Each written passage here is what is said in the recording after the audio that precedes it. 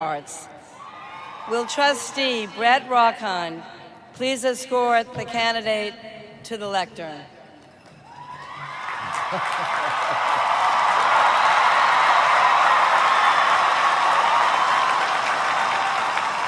Taylor Swift,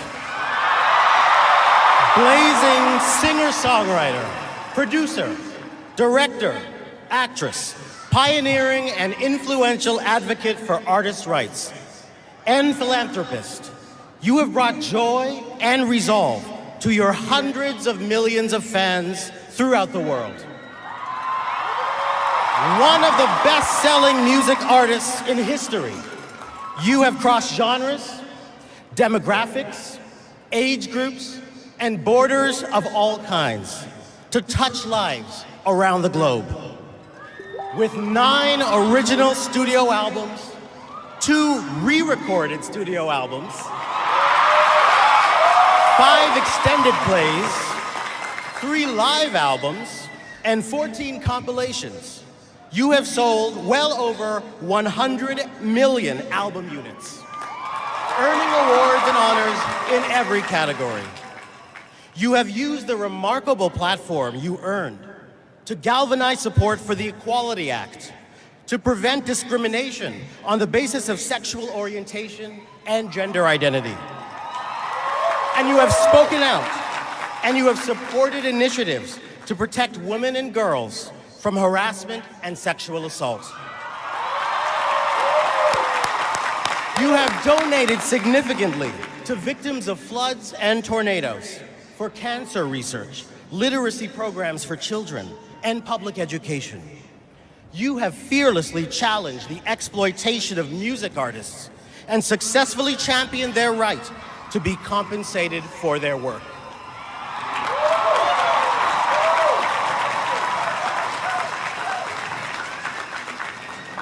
Taylor Swift.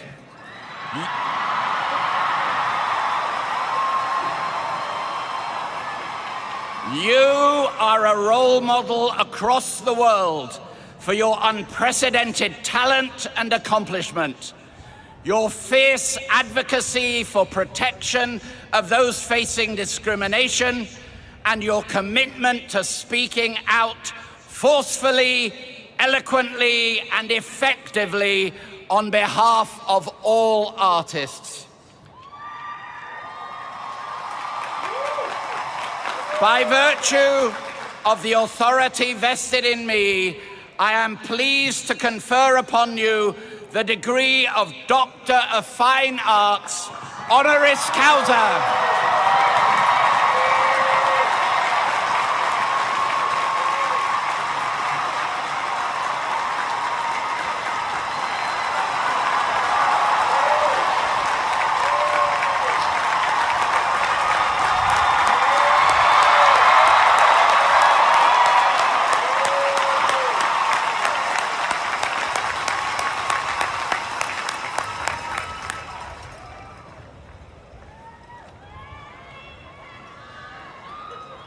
I am now pleased to introduce Taylor Swift, who will respond on behalf of the honorary degree recipients.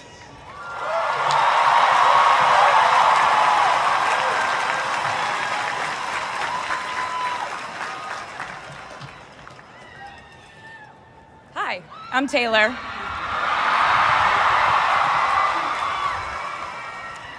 Last time I was in a stadium this size, I was dancing in heels and wearing a glittery leotard. This outfit is much more comfortable.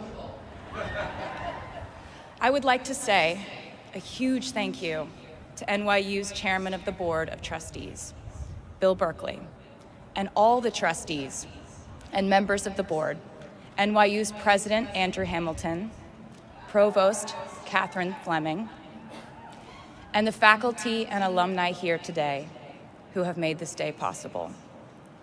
I feel so proud to share this day with my fellow honorees, Susan Hockfield and Felix Matos Rodriguez, who humble me with the ways they improve our world with their work.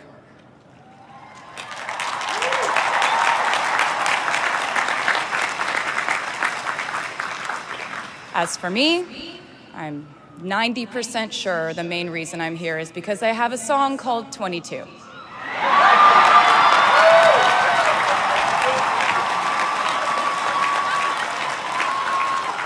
And let me just say, I am elated to be here with you today as we celebrate and graduate New York University's class of 2022.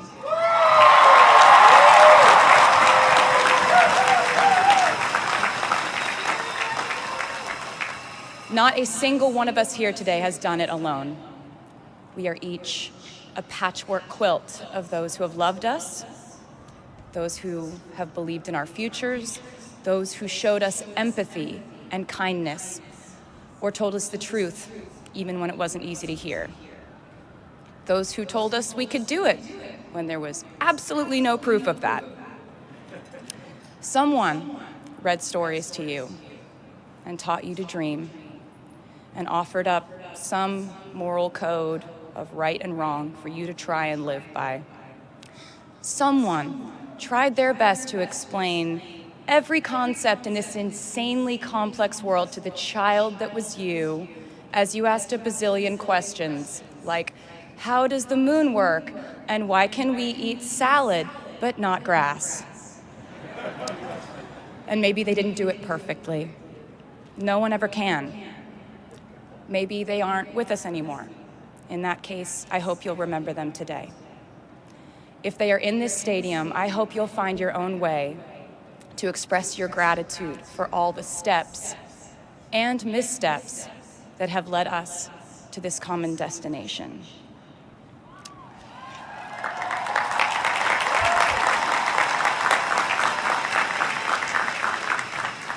I know that words are supposed to be my thing, but I will never be able to find the words to thank my mom and dad, my brother Austin, for the sacrifices they made every day so I could go from singing in coffee houses to standing up here with you all today, because no words would ever be enough.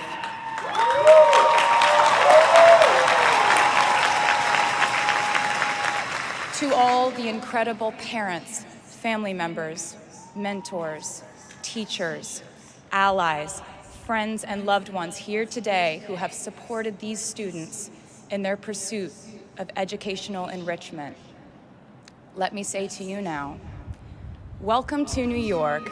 It's been waiting for you.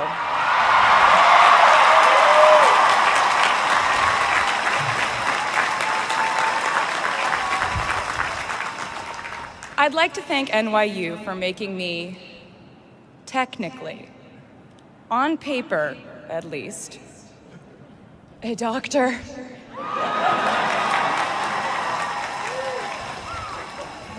Not the type of doctor you would want around in case of an emergency. Unless your specific emergency was that you desperately needed to hear a song with a catchy hook and an intensely cathartic bridge section.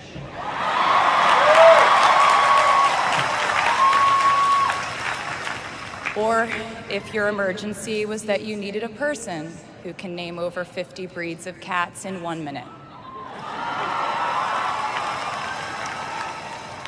I never got to have a normal college experience, per se. I went to public high school until 10th grade, and then finished my education doing homeschool work on the floors of airport terminals. Then I went out on the road for radio tour, which sounds incredibly glamorous, but in reality, it consisted of a rental car, motels, and my mom and I pretending to have loud mother-daughter fights with each other during boarding so no one would want the empty seat between us on Southwest. As a kid, I always thought I would go away to college, imagining the posters I would hang on the wall of my freshman dorm. I even set the ending of my music video from my song Love Story at my fantasy imaginary college, where I meet a male model reading a book on the grass, and with one single glance, we realized we had been in love in our past lives. Which is exactly what you guys all experienced at some point in the last 4 years, right?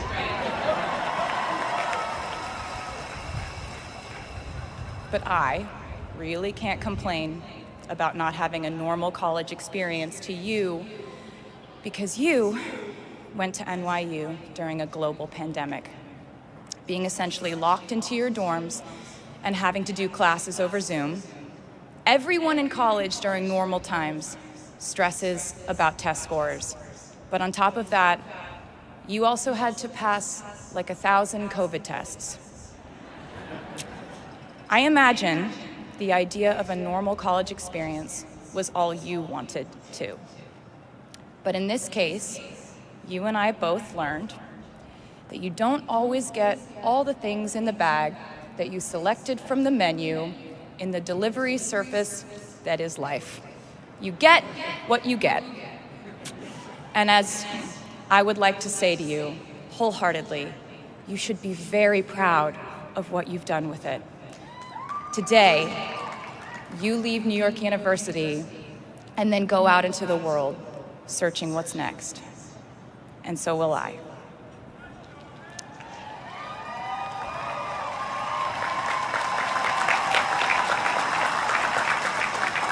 So as a rule, I try not to give anyone unsolicited advice unless they ask for it. I'll go into this more later. I guess I have been officially solicited in this situation to impart whatever wisdom I might have to tell you things that have helped me so far in my life. Please bear in mind that I in no way feel qualified to tell you what to do. You've worked and struggled and sacrificed and studied and dreamed your way here today. And so you know what you're doing. You'll do things differently than I did them, and for different reasons. So I won't tell you what to do, because no one likes that. I will, however, give you some life hacks I wish I knew when I was starting out my dreams of a career and navigating life, love, pressure, choices, shame, hope, and friendship. The first of which is, life can be heavy, especially if you try to carry it all at once. Part of growing up and moving into new chapters of your life is about catch and release. What I mean by that is knowing what things to keep and what things to release. You can't carry all things, all grudges, all updates on your ex, all enviable promotions your school bully got at the hedge fund his uncle started. Decide what is yours to hold and let the rest go. Oftentimes, the good things in your life are lighter anyway, so there's more room for them. One toxic relationship can outweigh so many wonderful, simple joys. You get to pick what your life has time and room for. Be discerning. Secondly, learn to live alongside cringe. No matter how hard you try to avoid being cringe, you will look back on your life and cringe retrospectively.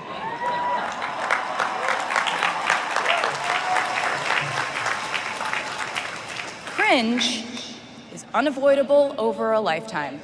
Even the term cringe might someday be deemed cringe. I promise you, you're probably doing or wearing something right now that you will look back on later and find revolting and hilarious. You can't avoid it, so don't try to. For example, I had a phase where, for the entirety of 2012, I dressed like a 1950s housewife. But you know what? I was having fun. Trends and phases are fun.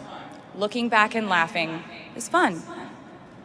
And while we're talking about things that make us squirm, but really shouldn't, I'd like to say I'm a big advocate for not hiding your enthusiasm for things.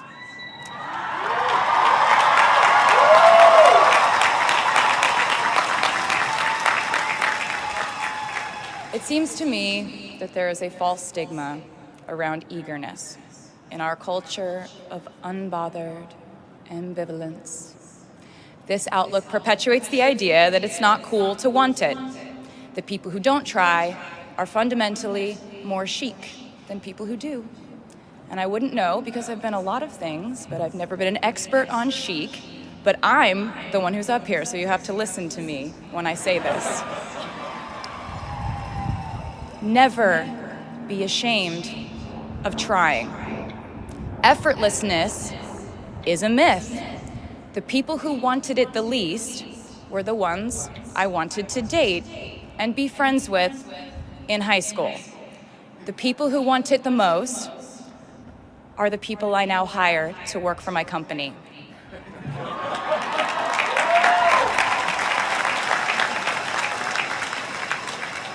I started writing songs when I was 12, and since then, it's been the compass guiding my life, and in turn, my life guided my writing.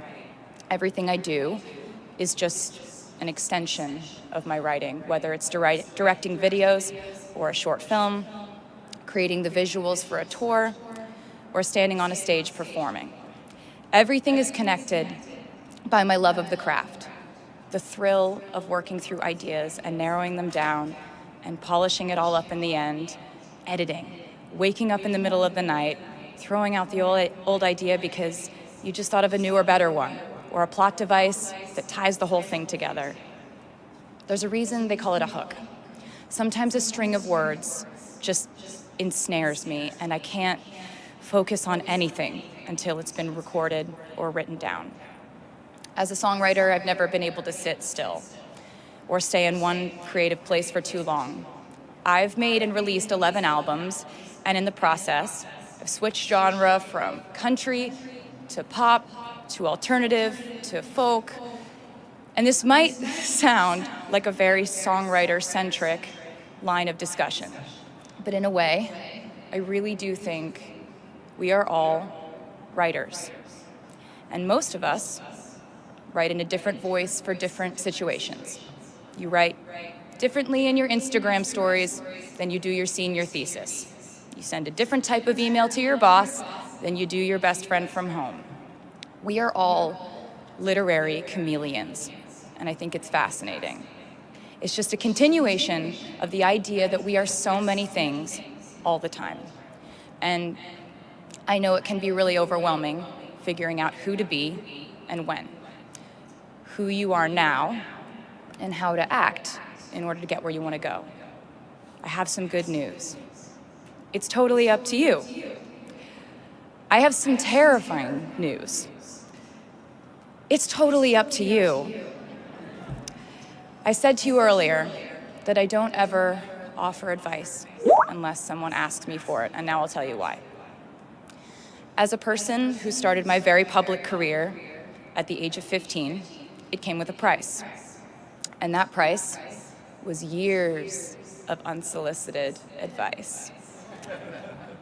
Being the youngest person in every room for over a decade meant that I was constantly being issued warnings from older members of the music industry, media, interviewers, executives, and this advice often presented itself as thinly veiled warnings. See, I was a teenager at a time when our society was absolutely obsessed with the idea of having perfect young female role models. It felt like every interview I did included slight barbs by the interviewer about me one day running off the rails. And that meant a different thing to every person who said it to me. So I became a young adult while being fed the message that if I didn't make any mistakes, all the children of America would grow up to be perfect angels. However, if I did slip up, the entire earth would fall off its axis, and it would be entirely my fault, and I would go to pop star jail forever and ever. It was all centered around the idea that mistakes equal failure, and ultimately, the loss of any chance at a happy or rewarding life. This has not been my experience.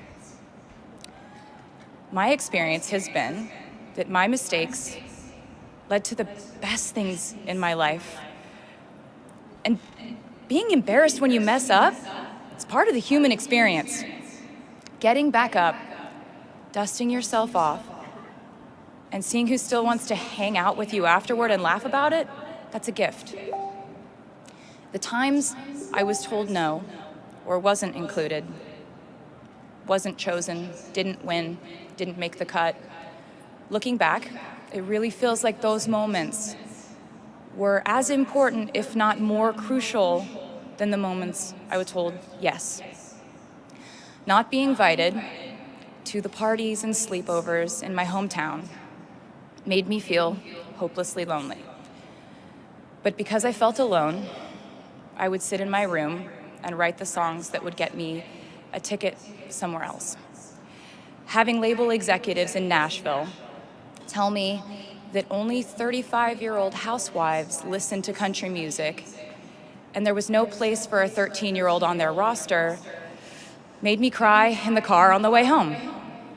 But then I'd post my songs on my MySpace, and yes, MySpace. And I would message with other teenagers like me who loved country music, but just didn't have anyone singing from their perspective. Having journalists write in-depth, oftentimes critical pieces about who they perceived me to be made me feel like I was living in some weird simulation. But it also made me look inward to learn about who I actually am. Having the world treat my love life like a spectator sport in which I lose every single game was not a great way to date in my teens and 20s. But it taught me to protect my private life fiercely. Being publicly humiliated over and over again at a young age was excruciatingly painful, but it forced me to devalue the ridiculous notion of minute by minute, ever fluctuating social relevance and likability.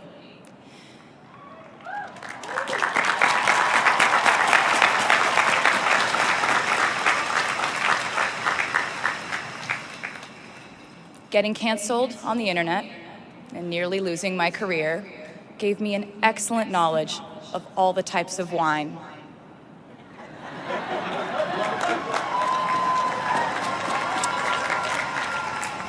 I know I sound like a consummate optimist, but I'm really not. I lose perspective all the time. Sometimes everything just feels completely pointless. I know the pressure of living your life through the lens of perfectionism. And I know that I'm talking to a group of perfectionists because you are here today graduating from NYU.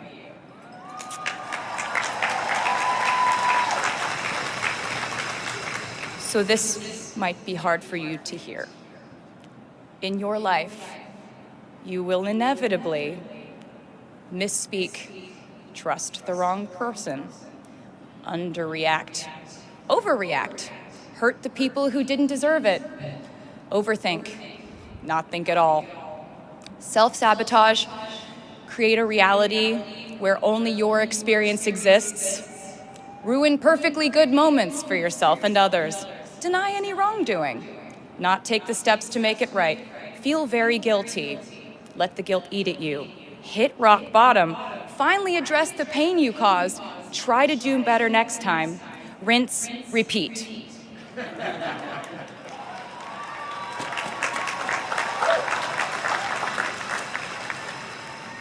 And I'm not gonna lie, these mistakes will cause you to lose things. I'm trying to tell you that losing things doesn't just mean losing. A lot of the time, when we lose things, we gain things too. Now you leave the structure and framework of school and chart your own path. Every choice you make leads to the next choice, which leads to the next, and I know it's hard to know which path to take. There will be times in life where you need to stand up for yourself, Times when the right thing is actually to back down and apologize. Times when the right thing is to fight. Times when the right thing is to turn and run. Times to hold on with all you have. And times to let go with grace. Sometimes the right thing to do is to throw out the old schools of thought in the name of progress and reform. Sometimes the right thing to do is to sit and listen to the wisdom of those who have come before us. How will you know what the right choice is in these crucial moments? You won't. How do I give advice to this many people about their life choices? I won't. The scary news is you're on your own now. But the cool news is you're on your own now.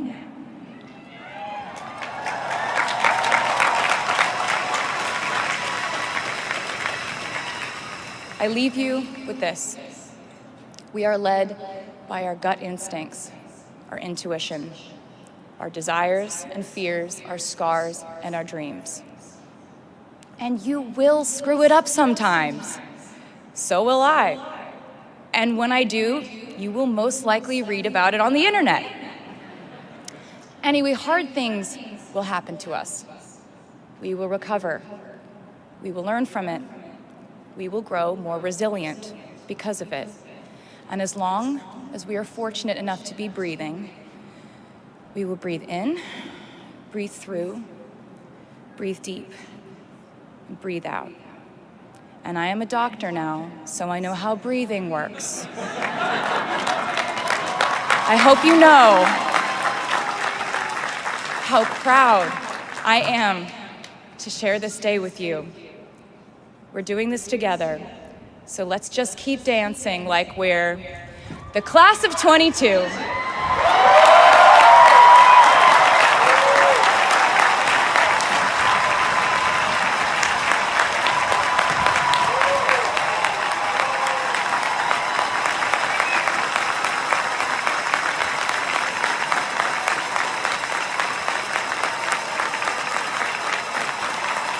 Please welcome the Steinhardt Singers with a tribute to New York City and the class of 2022.